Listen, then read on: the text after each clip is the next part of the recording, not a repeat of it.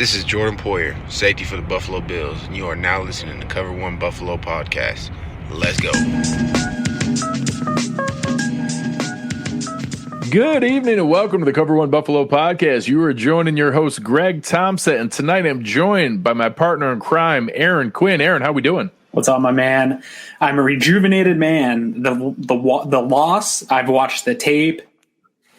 I've cleansed myself. I've meditated. I've done all kinds of yoga and stuff like that. And I'm totally clear of that and ready to go on to KC, man. Me too. I'm past it. And I think that it's not that I'm dismissing it or that I'm trying to say that it didn't suck, because it did.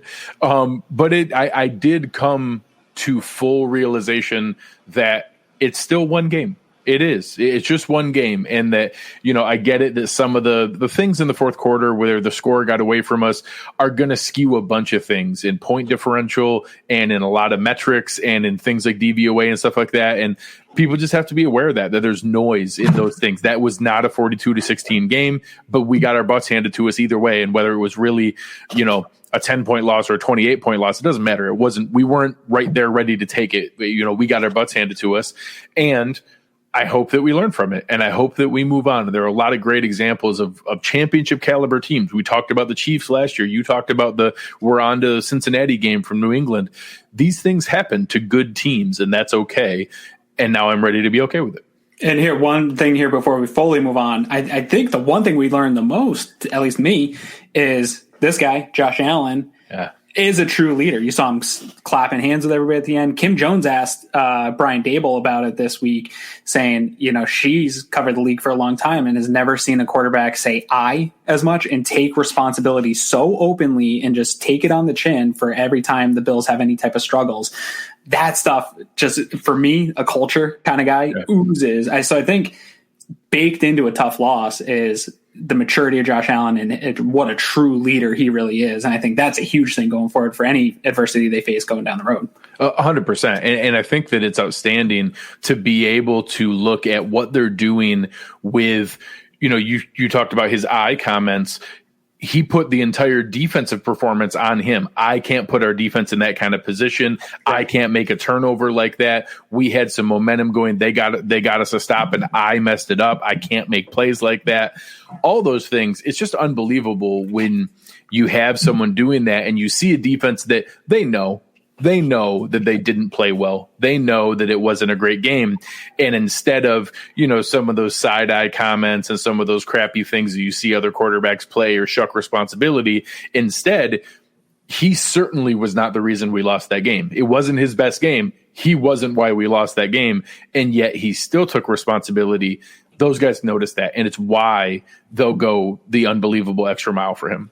Yep. Yeah. And guys around the league notice it too. So when it comes up to players, obviously we didn't get Le'Veon Bell here this week, and I don't know if we're going to talk about that or not, but players around the league do notice it. Buffalo's on people's radars. So I guess that's a good lead in that, tonight's show sponsored by Uncle Jumbo's. We appreciate it. We'll talk about some of our other sponsors as we get going here. The team that we are playing, the Kansas City Chiefs, did get Le'Veon Bell. Just for any fan who's not aware, Le'Veon Bell was released by the New York Jets. Dabbled back and forth. It sounded like pretty close with Miami, Buffalo, and Kansas City. Ended up signing with Kansas City. Based on the COVID protocol, he is not going to be eligible to play Monday night. So hopefully we will deal with that in the playoffs, where hopefully I think it's very possible that we play the Kansas City Chiefs at some point again. So he will not be playing against us on Monday, but we will play the rest of this Kansas City Chiefs team. And Aaron, just what are some of your first thoughts as you started to get ready for these defending Super Bowl champions? They're super good at football. They really are. They're a tough team, but they're flawed. I think that there's this idea out there, and you sort of touched on it a little bit in our post-game show, and we've been touching about it a little bit on Twitter, that this is some unstoppable team. And when you look at them last year, I think the run they went on was great at the end of the year, but they had a hiccup like the Bills did, and they dropped back-to-back games, and they slid for a little bit without Patrick Mahomes.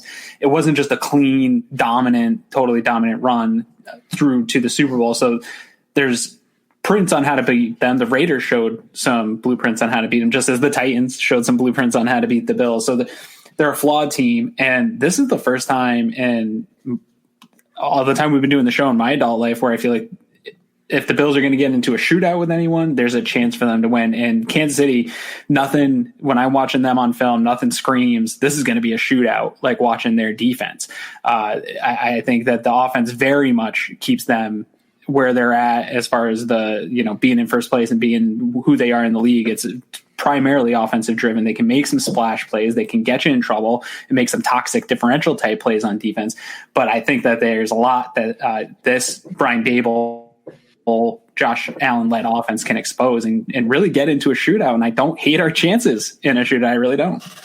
Yeah, it's interesting. I think they are a good team. I think they are very arguably the best team in the NFL. I think that, no one has them lower than the second or third best team in the league, and they are probably rightfully the best team in the league. It's easy when they're coming off a loss to start poking holes.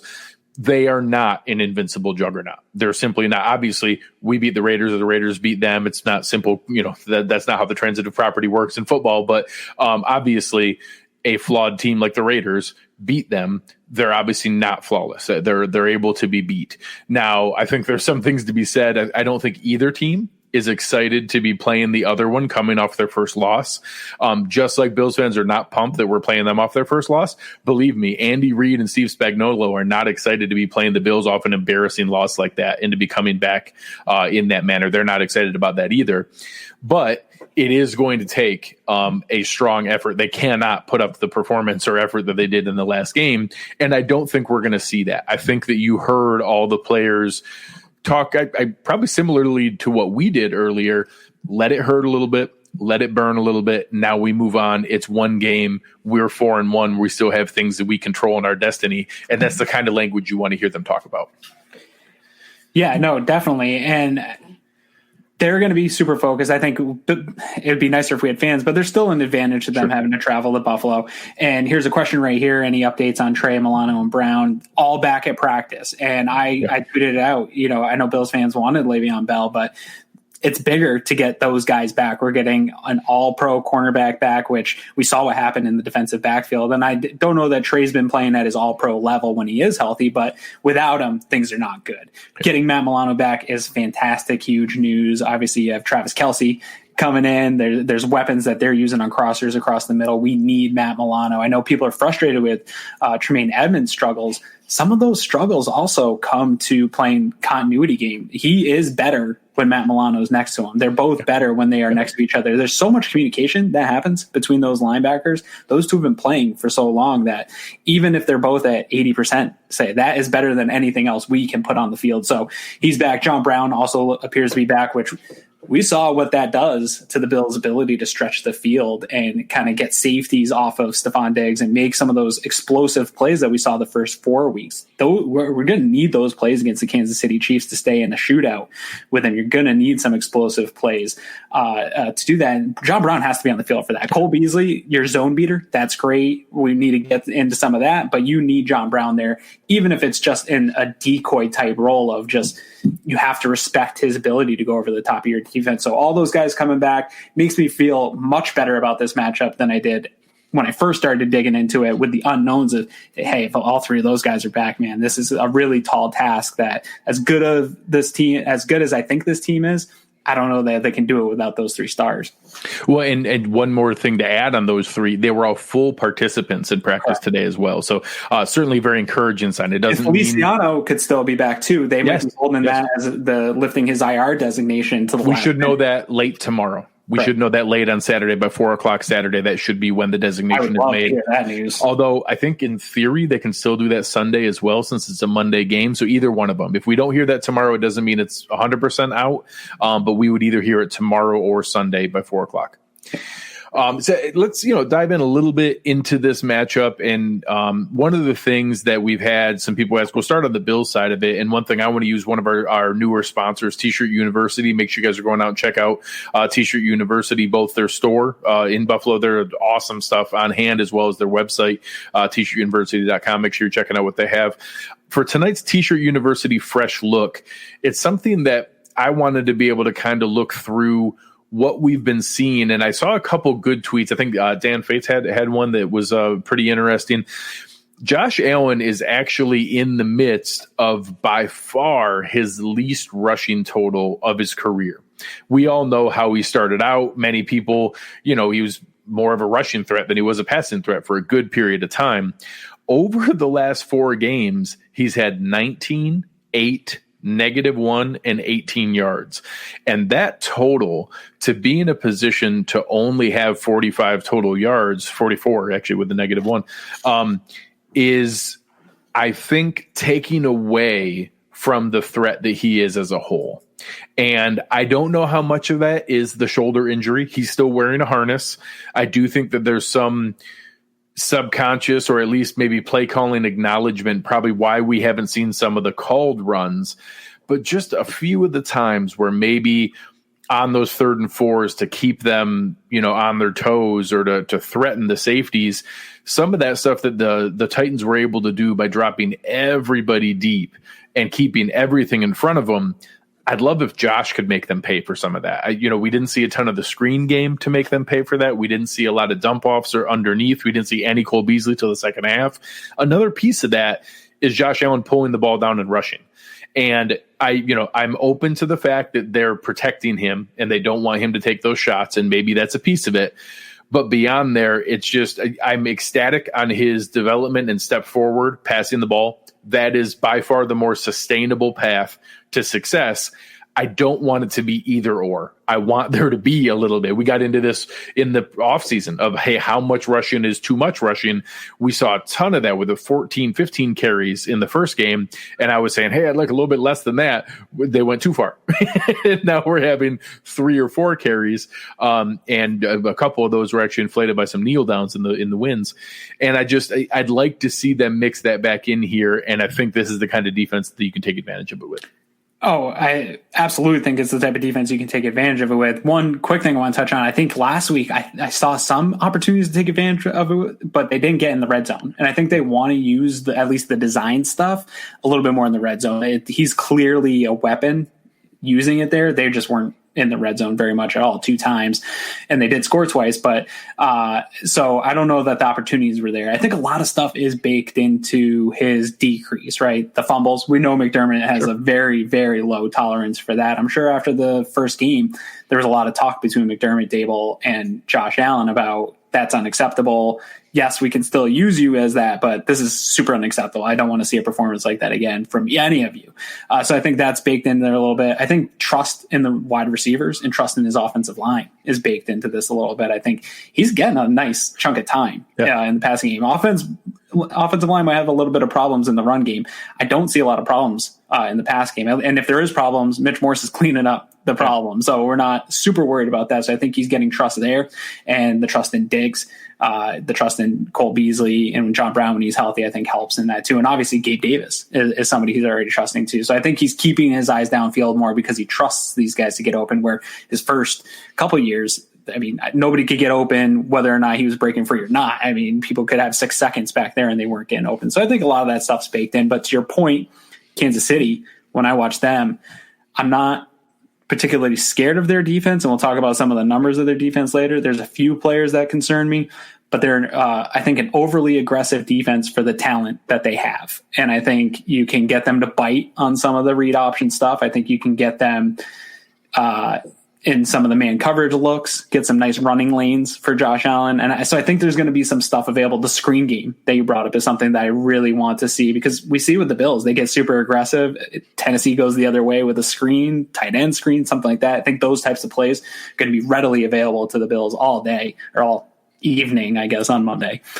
Yeah, I'm going to say night, because it's Monday Night Football, even though 5 o'clock is clearly evening. It's like competing with Judge Judy, right? Yeah, like the game's going to be done by 8 o'clock. I don't even know how I'm going to do dinner. I don't know. It's a whole thing.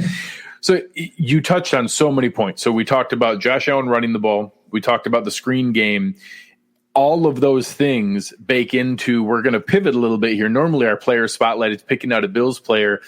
I think the key to this game is having Brian Dable's game plan of how do you not let Tyrann Mathieu tear up this game? How do you not let him blow it up? He is one of the most instinctual, high IQ, aggressive players in the NFL right now.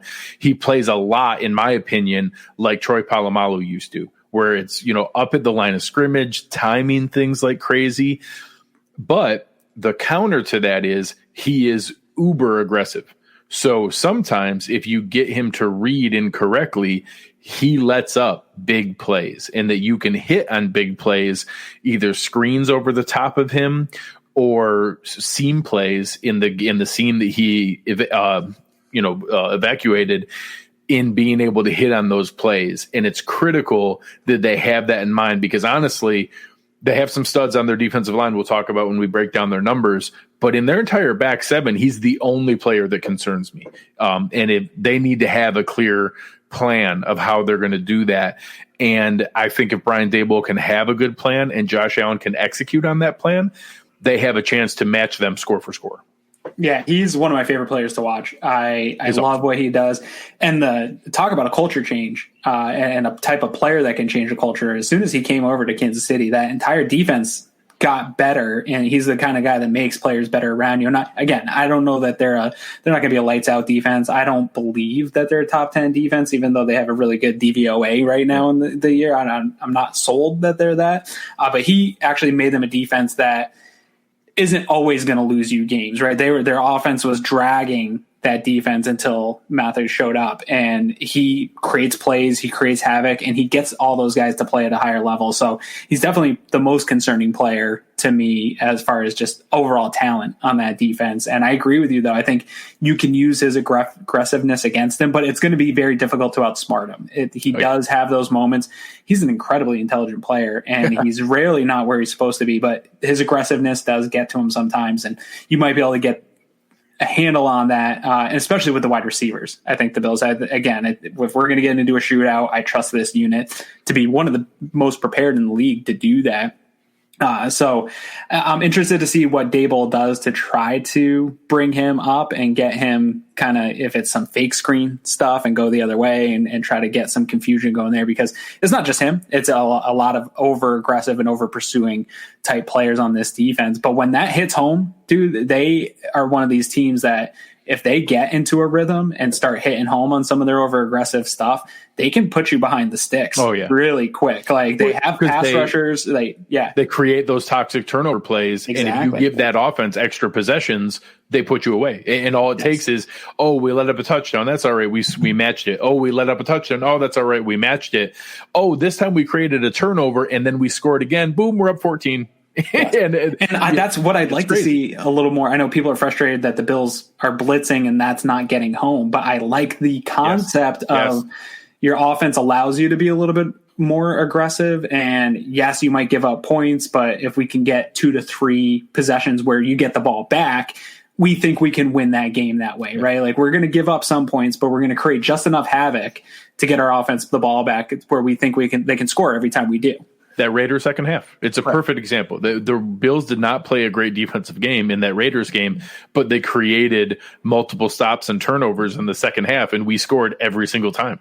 So being able to go through and do that is unbelievable. And I picked the player spotlight because rarely, sometimes there's a guy like Aaron Donald that, of course, I'd love to find a way to put Aaron Donald on our team or things like that. No, I'm good. If you gave me a choice of all the players in the NFL, there are a couple that obviously your Donald, your TJ Watts, your Miles healthy Derwin James. People like that. Tyrann Mathieu is right up there for me. If you could let me, the way that they use him in the secondary, so they'll have in base plays, Juan Thornhill and him will play safety. But then when they bring in Sorensen, they put him back at safety a lot, and they let Mathieu just be this roaming player that he's almost like their nickel. He plays more rundown plays as much as he does coverage plays. They use him like the big nickel that people talk about all the time, even though he's 5'9" and not even 200 pounds. It shows you him, Antoine Winfield Jr., players like that. You don't have to be the Cam Chancellor to be a big nickel. You just have to have that mentality and that skill set. He is a perfect example of that the skill set matters more than just the stereotypical size, and that, I'll take a guy like him who's 5'9", 185, but will stick his nose into anything. That's the exact kind of player I wish we had to be able to play around in that middle, in that kind of role someday. To have a guy like that would be a transformational player for this kind of defense. I also, side note, outside of this game, I love his story because he is the exact story of NFL GMs being too stuck in their preconceived ideas of things and letting maybe not a generational talent, but pretty close to a generational talent just slip through all their fingers. And I guarantee you people have been kicking themselves for that ever since, because he's been nothing but a great player, a great teammate, good citizen. Like, he's had no issues. He's been totally fine. And a lot of GMs whiffed on that. And I love when people buck the league and the system in that way and make GMs look stupid. I thought that so good story for him. And I wish him continued success every day except for Monday. Except for this coming Monday.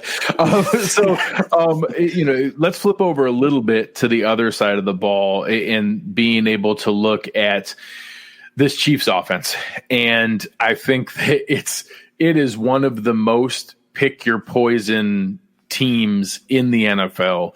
And I'm certainly in the mindset that, I'm not, hey, Sammy Watkins is going to be out. That's great. They don't have Le'Veon Bell yet. Okay.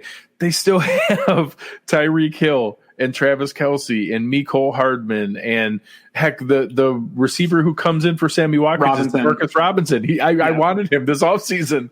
Yes.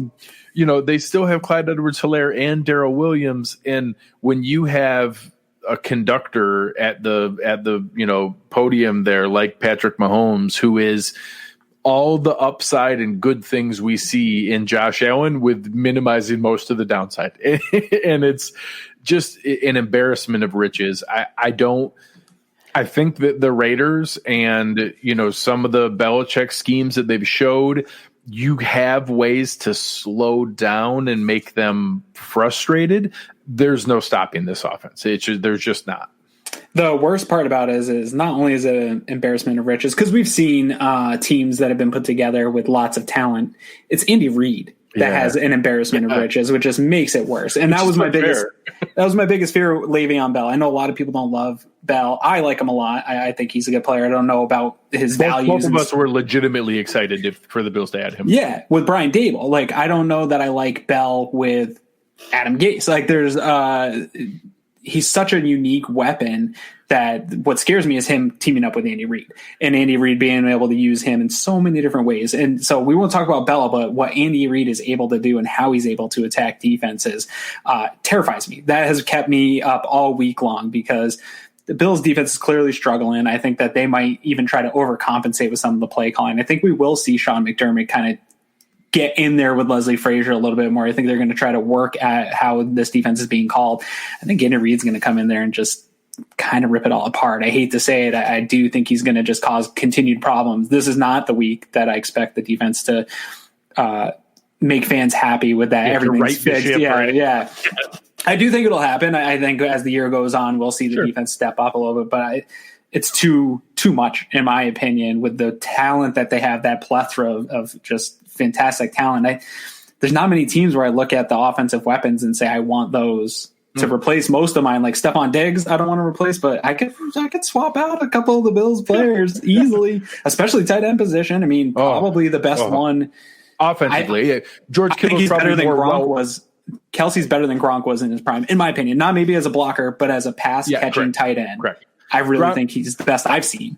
Yeah, Pete Gronk is closer to like Kittle, where he's just good at everything. Yeah. Travis Kelce as a receiving weapon is the best receiving tight end that we've maybe ever seen. He's more athletic and faster than Tony Gonzalez was. He is a matchup nightmare. And it's going to be critical that we not only have Milano, but have a fully healthy Milano. I'm nervous that he's going to try to push and rush back. A pec injury is nothing to mess with. Sure. If we have him back and he's legit, and we have Tremaine Edmonds being able to roam the middle, and the Tremaine Edmonds who plays better next to Milano, if we have that, Micah Hyde and Jordan Poyer are the kind of players who can help minimize the damage of Kelce. You're not going to stop him, but you can mitigate it. You can be careful with it. you talked about players you want to steal. Mecole Hardman's the guy I use all the time, where I try to yell at people that, hey, everybody has a primary returner. Nobody has a primary returner who's also an offensive weapon, except for the Chiefs, who have Mecole Hardman, who's a great returner and a nice offensive weapon. He's what would happen if we could make Isaiah McKenzie and Andre Roberts one person. Yeah. So that kind of weapon is there. Their rushing game hasn't been exceptional so far. I was really big on Clyde Edwards-Helaire. He's been all right. He hasn't been fantastic. There's a reason they went after Le'Veon Bell. So I don't think that there's a huge concern solely for the rushing game. And the Bills defense has improved over the last couple of weeks against the run. So that kind of bakes into that too. Yeah, their rush game success is when they split you out and you're on your heels from the passing game, and then they hit you with a 5-man box on a draw, and the guy runs for 15 yards because nobody was there to tackle him. Those are the things you have to be worried about with this team. And I looked at it, and honestly, the only flaw I can see is the interior offensive line. Both tackles are excellent. Their interior, they just lost Kelechi Osemele, and they're already Tardif was out for COVID. Correct. Laurent Duvernay-Tardif actually is a doctor and was out working on McGill. Patients there. Yeah, McGill graduate. There you go. So Kelechi Osemele was a huge get for them. He had a really sad injury. If anybody saw the video, non-contact, blew out both knees at once. He's an older player. And, sadly, that is a big, rough and tumble guy who probably just had his last game from that standpoint. They already were playing Mike Remmers, who is not a good lineman. They now have Andrew Wiley stepping in there. Austin Ryder is okay as a center. I don't think he's special, but he's okay.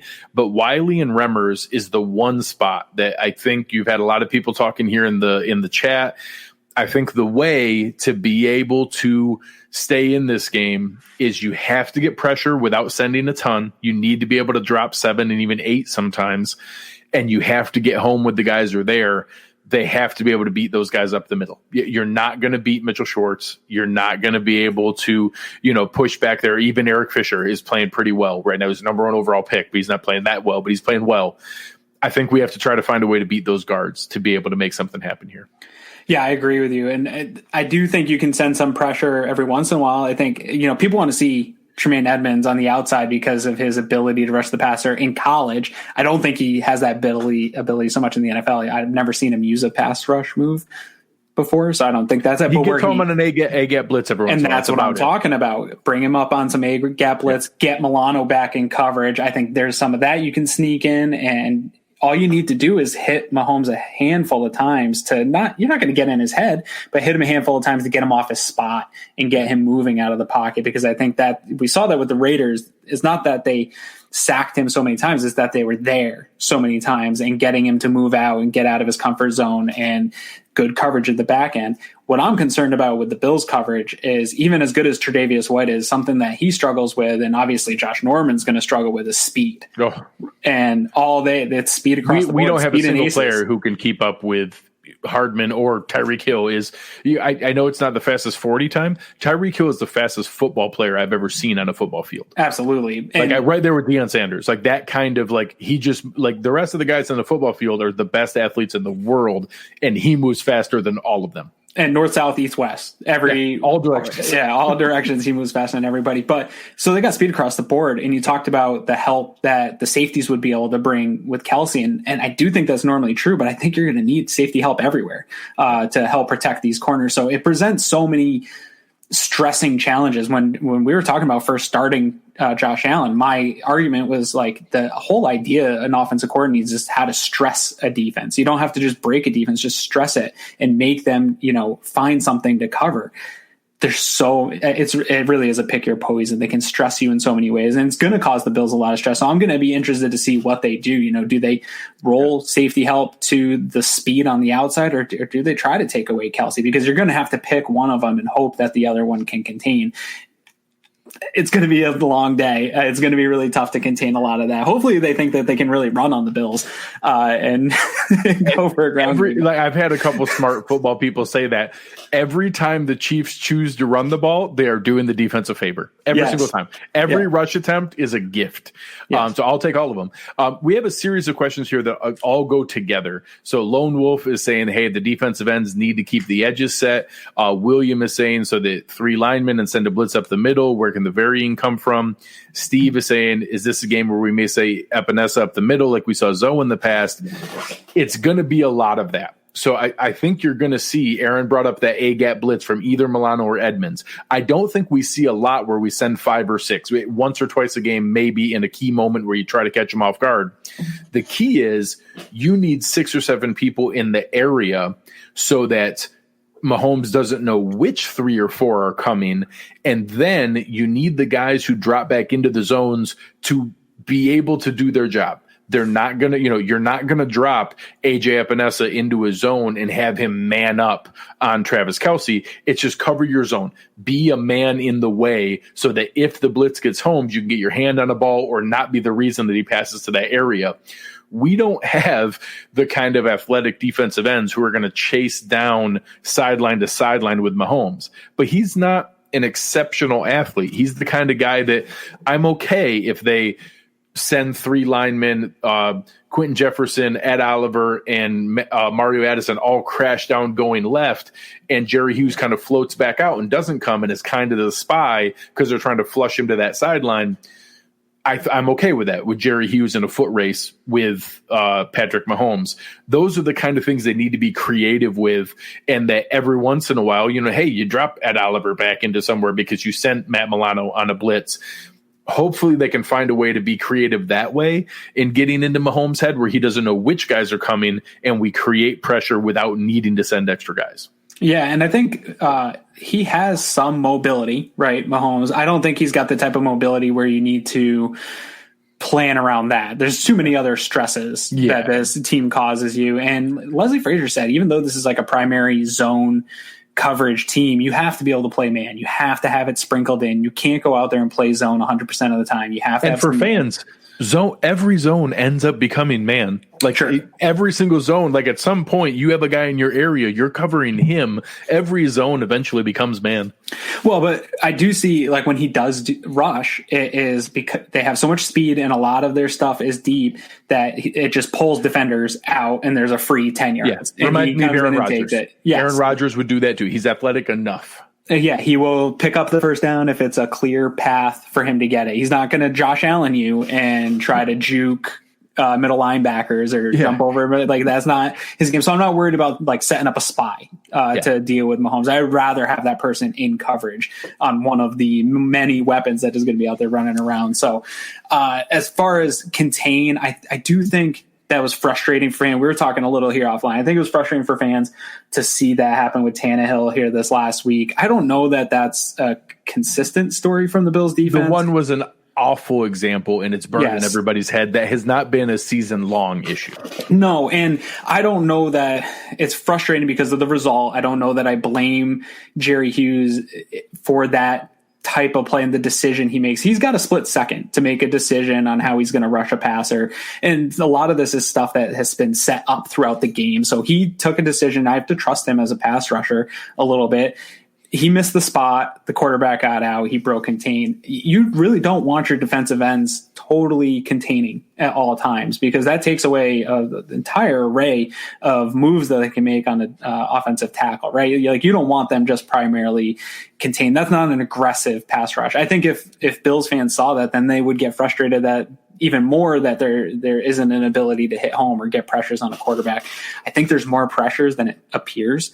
I think that pressures are a very weird thing that when you're watching the broadcast, it doesn't always look like it counts as a pressure. We obviously want to hit home. Sometimes it's even frustrating when you see them not get home and you see it as a negative when really it probably forced a worse throw than what it would have been. Exactly. And there's so many things baked into it. The pressure is great, but if the coverage is bad, like if AJ Brown stiff arms Taron Johnson 10 yards away and he's wide open. Doesn't matter what kind of pressure you're getting. The guy's still open. He's going to catch a ball. It's going to look like a negative play for your defense. So there's so many things sort of in that whole getting pressure on a quarterback and interrupting a quarterback. It really is a 11 guy job.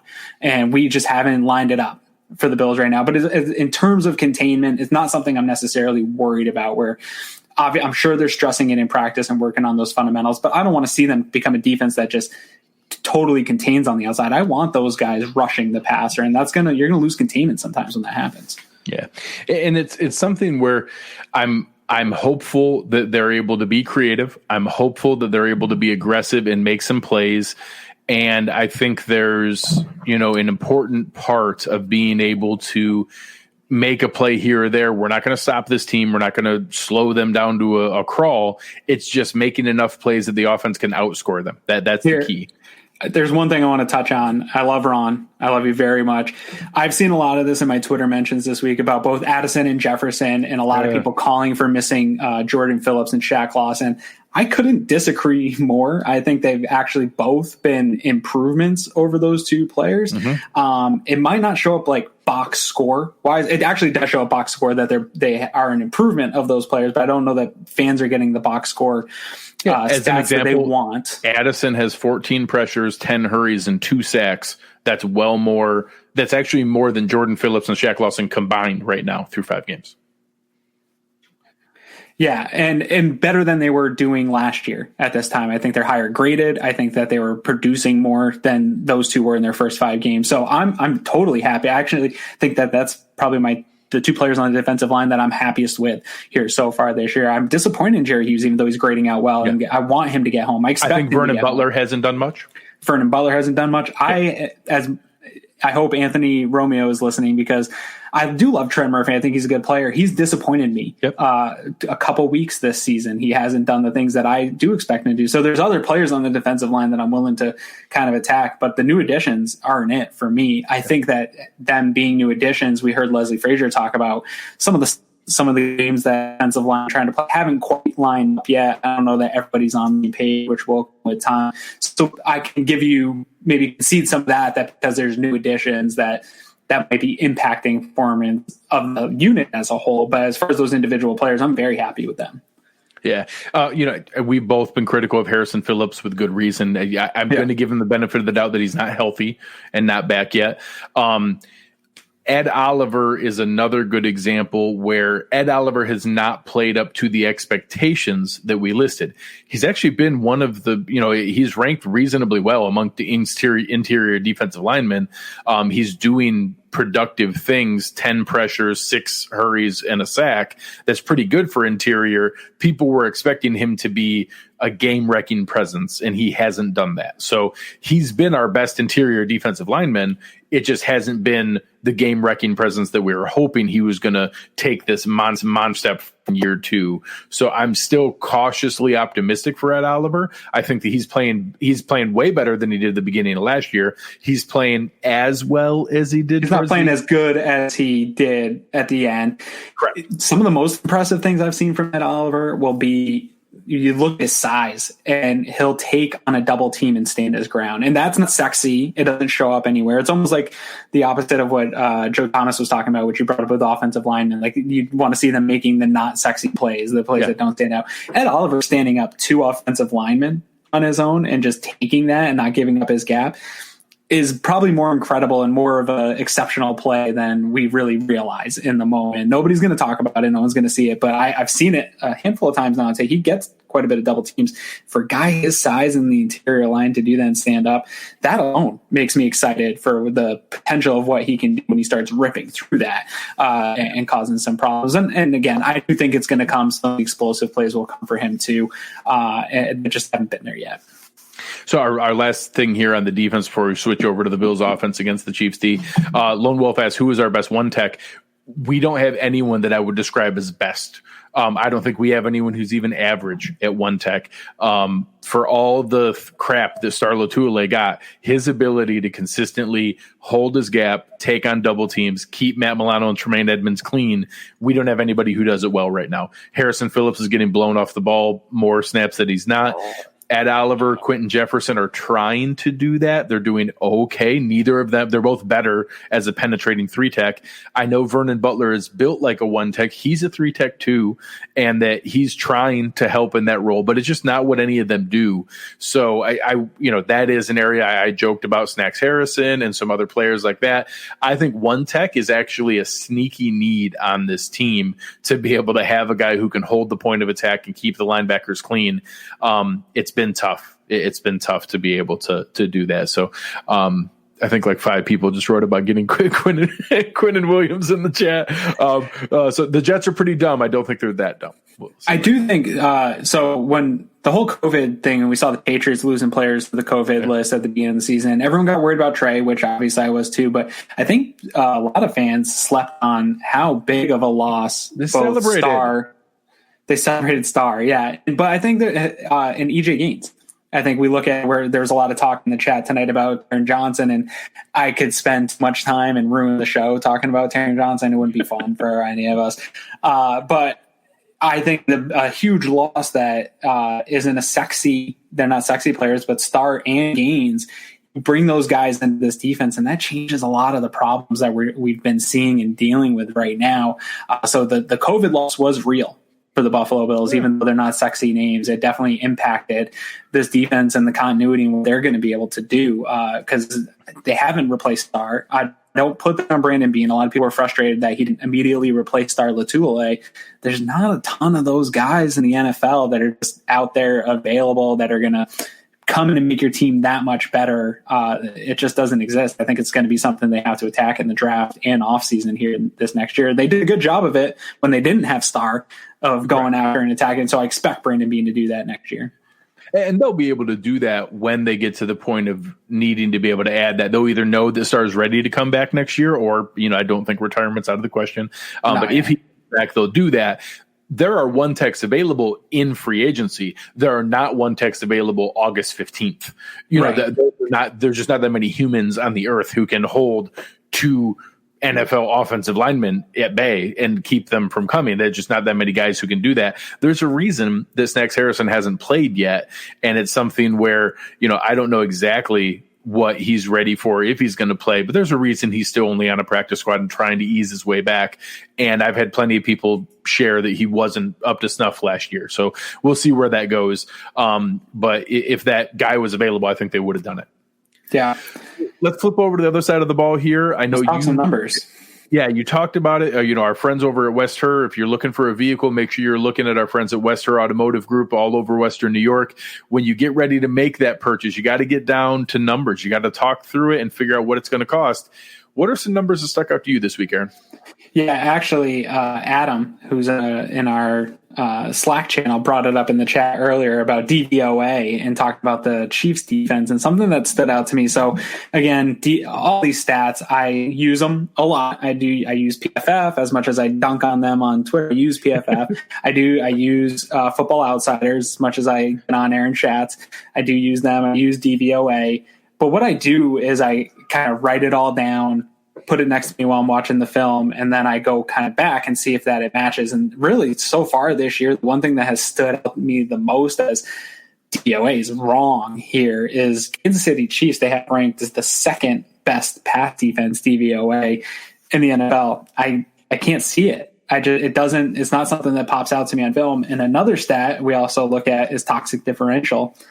Right now, according to Sharp Football Stats, they are tied with the Bills at 14th, which is middle of the road in the league of giving up the most explosive passing plays. So I have a hard time seeing how you can be kind of where the Bills are, which has been a struggle this year. It's been a total kind of anomaly of a Sean McDermott defense to give up explosive passing plays. This is something we're not used to seeing, that it can be that bad equally for the Kansas City Chiefs, but that they can be the number 2 passing defense. And it's not even just that aside. I see teams like the Jaguars being able to easily move the ball on them in the passing game, or not the Jaguars, the San Diego Chargers easily move the ball against them the other week. And I like what Herbert's done. I do. But I think that's sneaky. He's got a lot of Josh Allen to him. I think Justin Herbert has a fair amount of Josh Allen to him. but he's still got a lot of rookie Josh Allen to him too. Correct. Like some of the decisions he makes. And so they're getting some turnovers. I see that. I don't know how much that influences DVOA or not, but I saw that stands out to me. I want to get your take. I know you've watched a ton of Chiefs. Do you think that their pass defense something that scares you is the second best in the NFL? I genuinely don't understand it. Like I don't know. And I think some of their numbers are deceiving because they've actually only given up a pretty consistent amount. Is 20, 20, 20, and 10 through the first 4 games. So I get where some of the numbers look good. Some of them are buoyed by some turnovers. Some, when you get out, they built the defense exactly how you want to when you have a lights out explosive offense that they have Chris Jones, they have Frank Clark, they have guys who can come after you. They have an aggressive guy like Tyrann Mathieu who can blitz. And that when their team knows that, oh crap, they're getting ahead of us, we need to change up what we're doing, and then their defense gets to pin their ears back, it makes it a lot easier to play defense. So I get what they're doing, but it's weird to see some of the rankings that I just don't see it on tape. And I'm actually going to take this opportunity to make a point about the Bills defense. The whole point of what Aaron and I just talked about needs to reinforce to everyone. All defense in the NFL in 2020 is bad. All of it. There is no good defense. I think the Steelers have had a couple moments.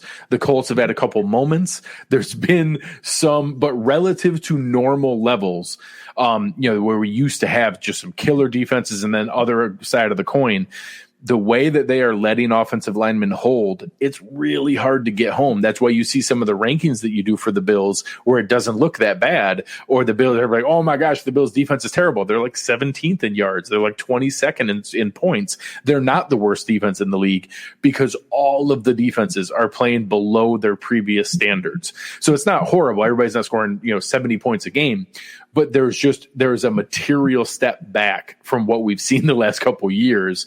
And it's going to be interesting to see, does that stay consistent? Do they keep swallowing the whistle and letting offensive linemen hold? If they do, is it going to be more and more of these teams dropping 7 and 8 guys into coverage and just making a guy beat them because you're not going to be able to get home anyways if they let them hold? I'm really curious how this plays out as the year goes.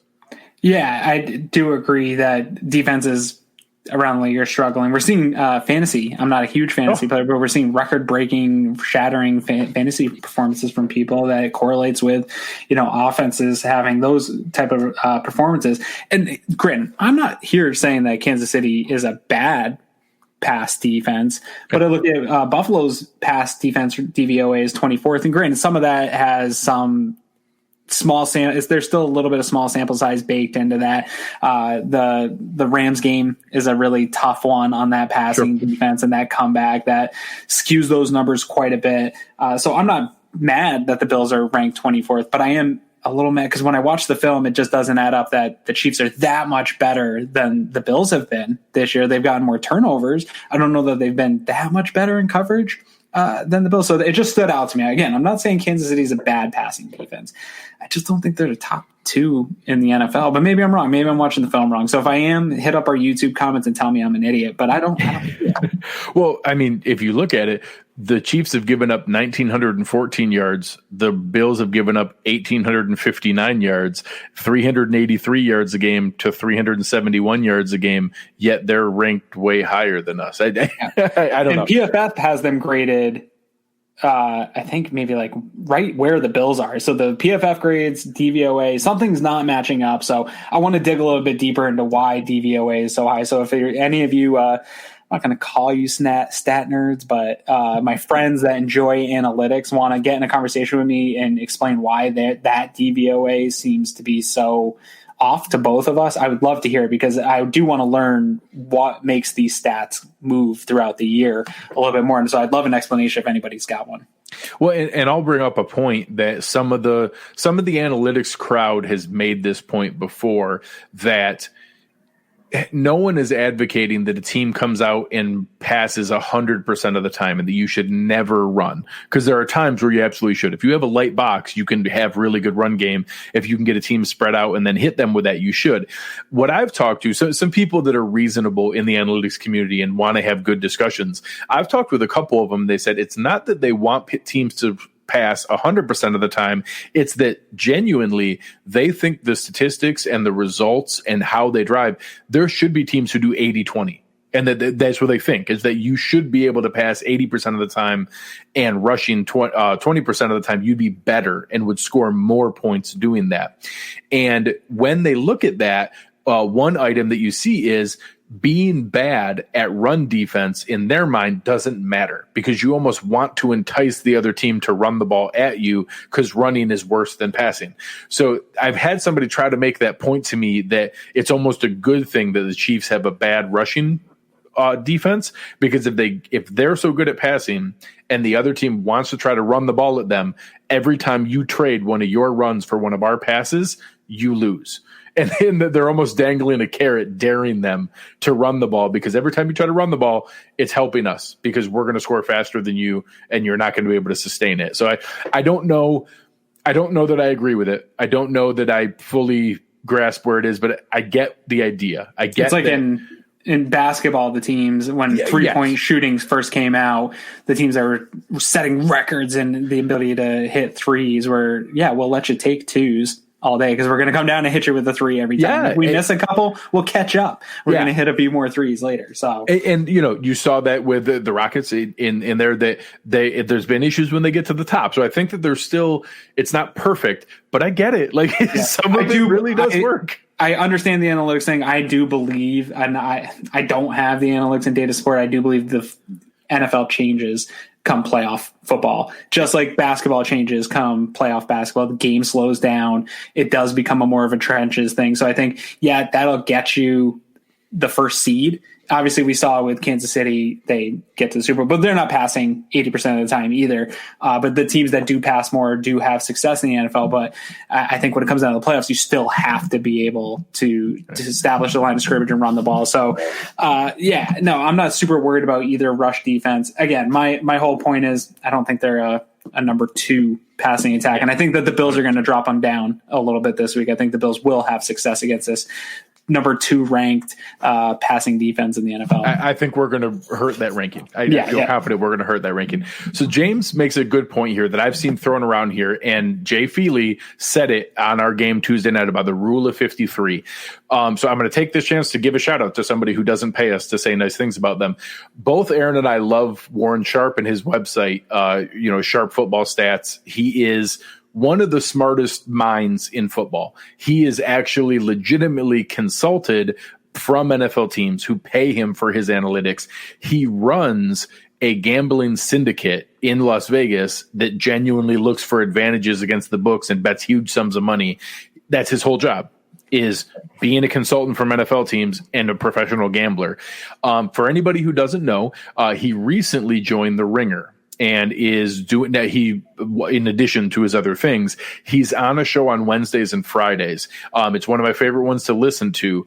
And on today's show from this past Wednesday, he talked about that rule of 53, and it gave a really good example of correlation versus causation. And the simplest way I can explain it is that rule of 53 is reverse hindsight stuff, in the same way that when people talk about, the most rush attempts in the fourth quarter wins. No.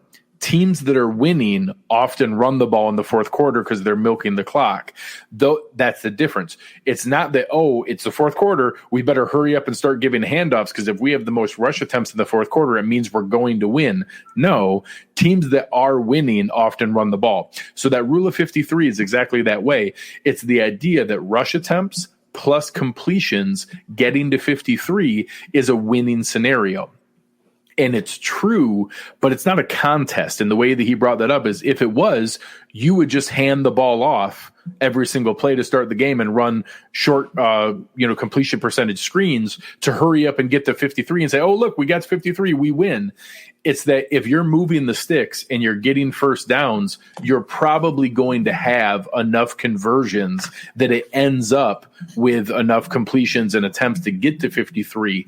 But it's because you played good offense and you converted things. So let's talk numbers. It's more of a hindsight stat than a let's attack this way. stat. Correct. So it's not a way you make your game plan, but it is a good indicator after the fact that, hey, we were successful and the things that we did to score points led to more conversion. So it's a good discussion to be able to look at that kind of thing. So it's not that it's a bad thing. It's just, it's not quite as simple. So you check that show out. Really, really well done. And Warren Sharp's site, Aaron and I both play around in there. He has a good toxic differential calculator on there that we both like.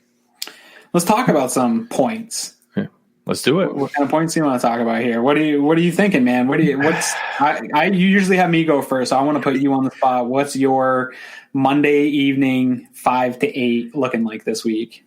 So I'm scared. I'm nervous. I don't like it. I liked it better when they were on a short week and coming in. I don't think there's a big difference now, but it's enough that it makes me a little bit nervous. I like it that Sammy Watkins is out. I like it that our defense is getting healthier. I absolutely think we can hang with these guys. I absolutely think we can put up points. I can't find it in me that I think we're going to beat Patrick Mahomes just yet. I don't think that the Chiefs are going to drop 2 games in a row. I think it's going to be an awesome shootout back and forth. I think they get us something crazy like 42-38. I think there's going to be a ton of points. I think both defenses are going to struggle to keep up. And I don't think we're quite ready to keep up with this offense just yet. And I'd rather pick them to beat them in the playoffs. Sure. I do think when you look at teams that play each other in the regular season, if there was a reason to lose this game, it's that we want to beat them later. I agree with you. This is one that on the schedule I never saw as a win. And I don't know, as good as the offense has been, I don't know that anything has changed my mind of what kind of game it's going to be. If anything, the defense not performing to what I expected it to do makes it a little worse. It's tough film to watch. This is a tough game to get ready for. It's pretty defeating, especially coming off of that Titans defeating loss, which, again, I don't think it was as bad of a loss as the point differential says, but it's still a tough loss. Yeah. And now you're going back into the national spotlight against the best team in the NFL, in my opinion, and the most difficult team to stop. I don't think being at home matters, especially without a crowd. I do think it's going to be a tough one. I don't think it's going to be as high scoring as you do. I have it as 31-27 Chiefs, but I think the Bills score late. I think that the Chiefs pretty much have it in hand, and the Bills get a late score from Josh Allen to make it look a little closer than the game is. And I'm okay with that. I'm okay with the Bills dropping 2 in a row here. I liked the 4-1 start that they've got. I like a 4-2 start. I like their odds against pretty much the rest of the run that they have. I like the Seahawks. I'm not nearly as scared of the Seahawks as I am here at the Chiefs. I like the Steelers, not as scared. You know what I mean? I think that they can do good things against the Patriots. So they have some tough games still coming up, but this one's the worst, in my opinion. It's always been the worst, and it's still the worst here a couple days before the game. So I can't pick them to win. You will see me pick the Bills to win more times than not, but it ain't going to be this week. And hopefully we come back here on Monday night and we're both talking about how wrong we were. Cannot wait to be wrong. Idiots we've been. It's very excited to be wrong. And it's something that I do want to say it very clearly. We can win this game. Absolutely. The Bills are absolutely capable of winning this game. There were games last year and the year before where it was going to take something pretty special. I think if these two teams played 10 times, the Chiefs probably win 6 or 7. They're not winning 9 out of 10. They're not winning 10 out of 10. The Bills can beat this team. I think the Chiefs would beat the Bills more than the Bills would beat the Chiefs, and that's why they won the Super Bowl last year and why they're the heavy favorite to do so again. They're ahead in their process than where we are, and that's okay. They have more weapons. They've added more pieces. They're in that development. They handed out their huge contract to their quarterback. They're where we want to get to, and I think that they're within reach. Like that is within range of being possible of what they want to do.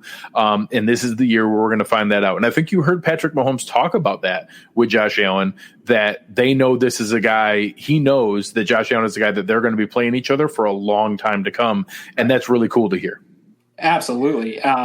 And I do think there's one last thing I want to talk about here. It's this game, we'll see if the defense is ready to be great. I don't agree with that. I think that the defense is going to struggle even if they play well. Defenses that have played well against Kansas. Everybody said last week the Raiders put together a way to beat the Chiefs. The Chiefs still scored 32. They scored 32 points. They didn't figure anything out. And the Raiders played well. And they were one play away from getting that final possession. And if they didn't get that final third down stop, Patrick Mahomes would have got the ball and driven down the field again and scored. Most likely. And so I don't think that this is going to be a good day for the defense, even if they play better than they've had. And I don't know that this defense will be a great defense this year or not. But I don't know that they need them to be. But I wouldn't be relying on that in this game, because I think you'll have a disappointing Monday evening if you're looking for the defense to really rebound.